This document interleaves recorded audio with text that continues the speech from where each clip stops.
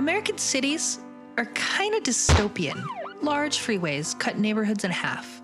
Public transit, when it does exist, is often located in awkward, inaccessible places. Hostile planning practices often have the highest impact on the most vulnerable members of society. But in city skylines, we often like to pretend these problems don't exist. If you're new here, my name's Diana, and welcome to Saltaire, a City Skylines series inspired by Salt Lake City. Today, we return to the shattered heart of the west side of Saltaire, Aldergrove, where freeways have torn apart this once thriving neighborhood. Neglected by a city government that disregards its struggling citizens, incompetent, and at times outright antagonistic planning practices turn this diverse, prosperous enclave into a slum. Although parts of Aldergrove closest to downtown have seen some revitalization, this has come at the expense of longtime residents. With housing affordability becoming a major issue, efforts have been made by the city to help bring more opportunity to the residents of Aldergrove, with the new metro station tucked away behind a shopping center in an area that's difficult to get to for most residents, requiring a walk underneath multiple overpasses to access.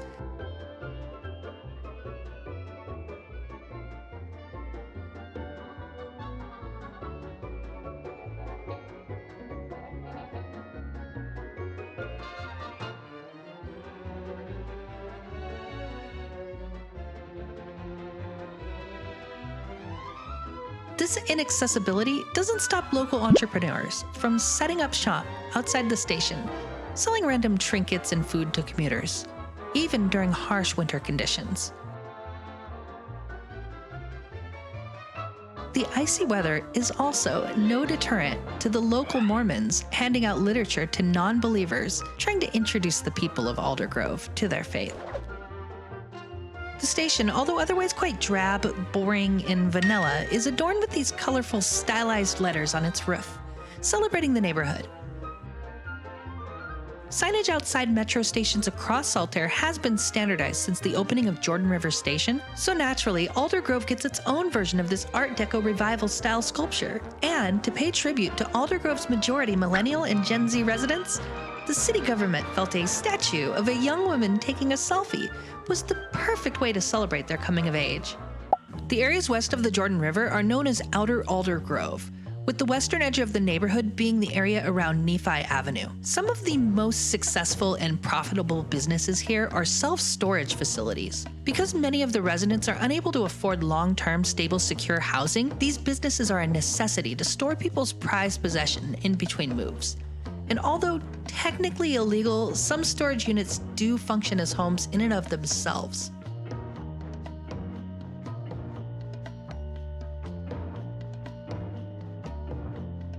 These sorts of businesses tend to pop up in lower income neighborhoods in real life, especially in less desirable plots of land, such as near railroad tracks. And while they can be somewhat predatory, they do provide a vital service to communities like Aldergrove. For this area, I'm sort of loosely basing it on this set of storage facilities in the real-life Poplar Grove neighborhood of Salt Lake City, in which Aldergrove is inspired by.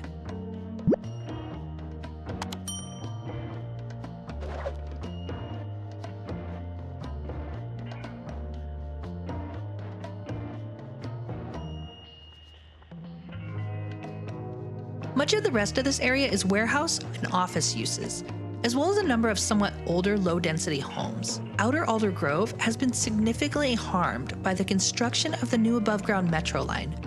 Because the city government did not want to invest the funds in creating a subway, the neighborhood was once again cut in two by the tracks, which ran straight through the backyards of many residents, displacing others entirely.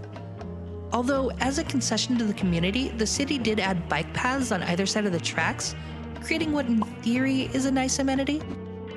On the other side of the tracks, public housing projects were built on land reclaimed with eminent domain.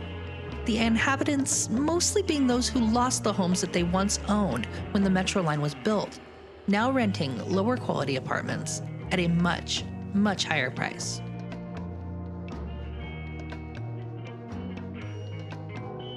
About a century ago or so, Aldergrove was well connected to the rest of the city and thriving. But as the railroad was expanded and interstate highways were brought in, The neighborhood was split up into these little pockets of inaccessibility, resulting in essential services like police, fire, and snow removal being slow to respond. The many cul-de-sacs and cut-off streets, which used to be part of a vibrant, interconnected grid of roads extending into downtown, are now isolated enclaves where gang violence and addiction run rampant.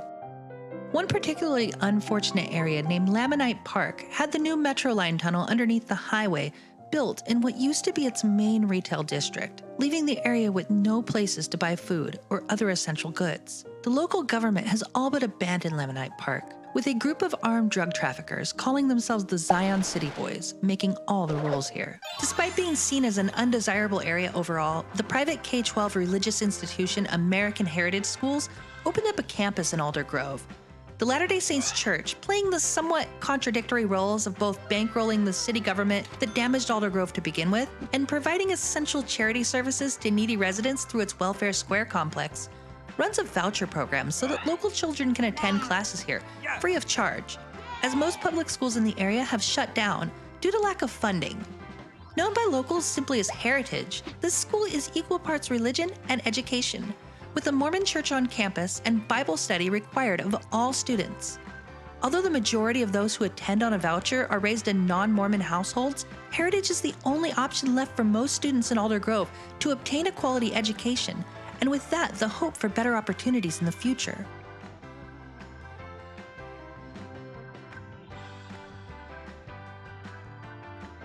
Although its roads are filled with trash, the city of Saltaire runs street sweeping from midnight to 5 a.m. 4 nights a week, with parking enforcement citing any cars left parked there on street sweeping days. This makes overnight parking a challenge, and citations are a pricey mistake, and result in vehicles being towed en masse. The massive complex known as Lumbach's Auto Wrecking has contracted with the city to be its primary impound lot. Although given most folks can't afford the tow fees, it's become the graveyard for countless cars. Lumbach's runs a tight ship, crushing the cars and selling them for parts after just a few weeks if the impound fees go unpaid. This is yet another practice that disproportionately affects low-income people, many of whom rely on a car to commute to work and get their kids to school due to lack of adequate public transit. Street sweeping at odd hours in low-income neighborhoods and restrictive parking enforcement, coupled with excessive fines designed with punishment in mind, are a common form of hostile urbanism disguised as city beautification, traffic management, or transit-oriented planning. After the city's main homeless shelter near Welfare Square was closed down in early January and replaced with the Halloween Superstore, many of Saltaire's unhoused residents took refuge in the existing camps underneath the Interstate 15 and Interstate 80 interchange that divides downtown and Capitol Hill from Aldergrove. The massive highway ramps and lush foliage provided some cover and shelter from the harsh winter conditions. The informal settlements, collectively known as the 2nd Street Camp, have built a strong sense of community amongst the local unhoused population, with residents banding together to help each other to survive. Citing unsanitary conditions, disease, and rampant drug use, the police have begun to raid the camps, bringing in bulldozers to demolish the makeshift structures, confiscate their belongings, and impound the vehicles of everyone living there, in the interest of finding them a brand new home with 4 walls, a roof, and 3 square meals a day.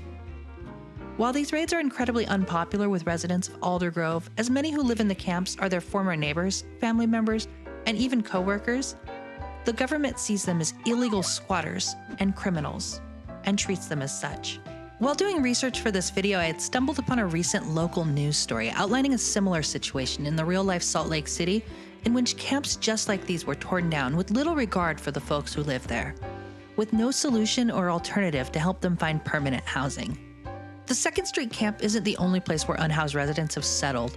All across Aldergrove, mainly underneath its many overpasses, you can find tents, makeshift shacks, and camper vans, as well as RVs, parked on side streets, as the skyrocketing cost of housing has made finding a permanent place to live nearly impossible. I know that Cities Skylines is just a silly computer game, but I think in attempting to represent real-world places, it's important to not just focus on the shiny, pretty monuments and gleaming downtowns, but to think of all areas of a city and represent them accordingly, even if it means considering things that are uncomfortable. And I often feel that this game is a great medium with which to discuss real-world city planning issues like these. If you haven't already watched it, here's the original video in which I built out the first parts of Aldergrove and discussed how issues like gentrification changed those areas. If that's your thing, I highly recommend watching it. And don't forget to like and subscribe for more episodes of Saltaire.